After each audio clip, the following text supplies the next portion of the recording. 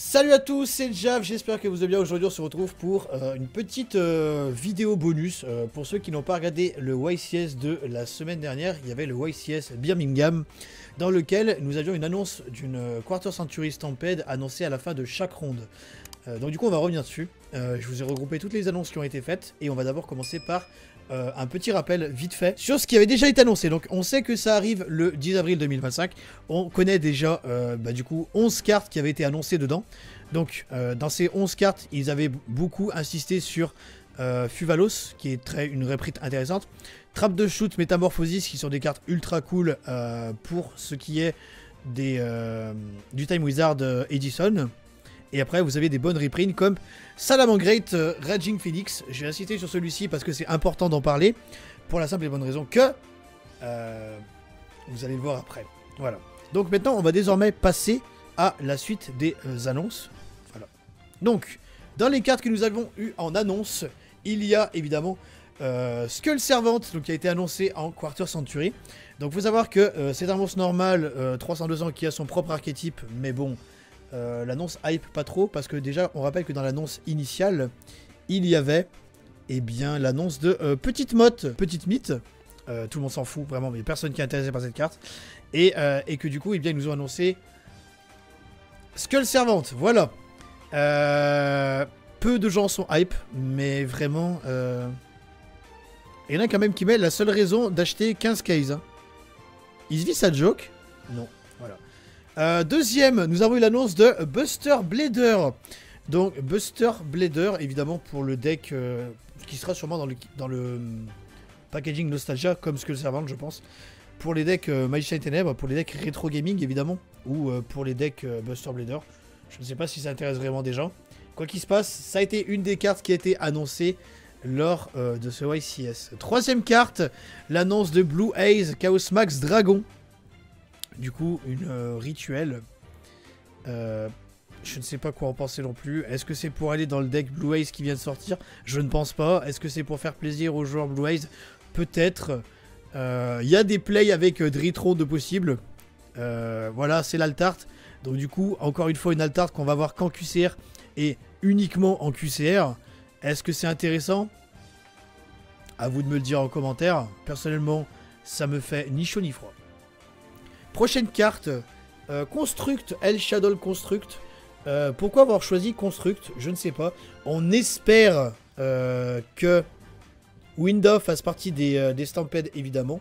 On espère que Winda sera disponible en Super Ultra Secret Quarter Platinum Ultimate Collector. Un peu déçu, un peu triste, mais bon, il faut bien des cartes pour satisfaire tout le monde. Hein. It's time to claim your birthright. Common, give me Adjusted Gold. J'avoue que Adjusted Gold serait un très bon choix.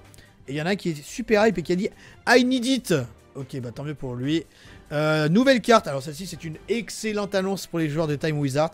Il s'agit d'Oppression Royale. Donc c'est une carte bannie pour le jeu traditionnel. Mais voilà, il y en a un qui a rien compris, qui dit elle revient à une prochaine liste. Non, elle reviendra jamais, je pense. Mais par contre, c'est une excellente carte qui coûte ultra cher pour les joueurs de Time Wizard et on est content de l'avoir réédité du coup en Platinum QCR dans le prochain Quarter Century.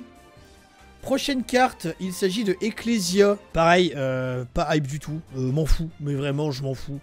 Donc j'espère qu'elle sera dans le kit standard et qu'elle sera disponible en super ultra, tout ça. Mais sinon, on souffle très fort sur cette carte. Suivante. Ah, le Tyranno ultime, l'ultime conducteur machin, Dino. Est-ce qu'il sort pas trop tard? Est-ce qu'il aurait pas dû sortir avant? Est-ce qu'ils vont sortir du coup les autres dinos? Peut-être missé en quarter, réédité en quarter Platinum? Ce serait pas mal je pense. Vous me direz ce que vous en pensez en commentaire. Runic Fontaine, je pense que Runic Fontaine c'est une bonne print en vrai. Après je peux s'en prendre que... qui ont une Altart pour leur archétype, regarde-moi avec Dragon. Oui, d'accord. C'est vrai, mais enfin... voilà quoi. Fontaine Runic, ça reste une bonne réédition, je pense. Josh will be happy. Ouais, je pense, ouais. J'espère juste qu'ils vont pas imprimer trop de Runic dans Stampede, en vrai de vrai. Est-ce que la Fontaine... je pense que la Fontaine va être disponible dans toutes les raretés. Mais je sais pas. Je sais pas quoi en penser. Nostalgia Pool, j'espère pas hein, qu'elle soit en Nostalgia Pool personnellement. Axel Scott Talker, alors lui franchement, c'est évidemment un alt alternatif. Donc du coup il sera disponible sûrement qu'en QCR, vu qu'ils ont fait la même chose pour certaines QCR. Mais on souffle, en vrai, on souffle très fort. C'est un peu chiant de l'avoir là-dedans. J'aurais préféré à la limite qu'ils nous sortent une extension avec que des prints alternatifs. Comme on voit tous les prints alternatifs qui sont en train d'être annoncés au Japon en ce moment. Mais sinon voilà, on souffle très fort. On aurait préféré du coup je pense un pack alternatif. Enfin un pack de QCR où on aurait toutes les alternatives. ABC Dragon Buster. Du coup, bah voilà. J'espère que ça fera plaisir aux gens qui ont envie de jouer ABC. Même si c'est pareil, je pense que c'est un peu tard. Ça aurait peut-être été mieux de l'avoir édité en RA 01 plutôt qu'en RA 04. Après, il y a du support qui est censé arriver, je crois. Il est pas sorti chez nous en TCG, le support. Il y a eu du support, je crois, de cet archétype. Donc c'est peut-être pour ça, du coup. ABC, un support. Ouais, c'est ça. Il y a un support. J'ai rien dit, du coup. Je retire ce que j'ai dit. J'ai oublié qu'il y avait un support. Aleister, je trouve que c'est, honnêtement, je trouve que c'est un bon reprint. J'espère qu'il va y avoir Invocation également. Tant qu'à faire, autant qu'il y ait les deux. Par contre, mettez-nous pas toutes les fusions, s'il vous plaît. Mais je pense que Aleister plus Invocation, ça peut être des bons reprints dans Stampede. Elle est en alt alternatif. Ouais, voilà. Donc peut-être qu'elle sera en alt basique là-dedans. Et dans ce cas-là, on va souffler très fort. Hein. Mais bon. Enfin, voilà quoi. On approche de la fin des annonces. Ah. Du coup, nouvelle carte annoncée. Salamangreat Raging Phoenix. Donc là, du coup, scam parce qu'elle a déjà été annoncée. Donc du coup, on s'est fait un petit peu... comment dire? On s'est fait prendre un slot, du coup. On attendait d'avoir une carte annoncée. Et ils nous ont annoncé une carte qu'on avait, eh bien, déjà d'annoncer. Voilà. Voilà, c'est ce qu'il dit, lui. Wasn't this already revealed at the announcement of the set? But it was already revealed. On souffle très fort. Ah! Est-ce que vous appréciez cette carte qui sera sûrement disponible du coup qu'en quarter? Puisque c'est un alt alternatif. Le premier message sous le tweet me fait rire. Ah, le 600e alt art est là. Voilà, donc un énième Dark Magicien. Voilà.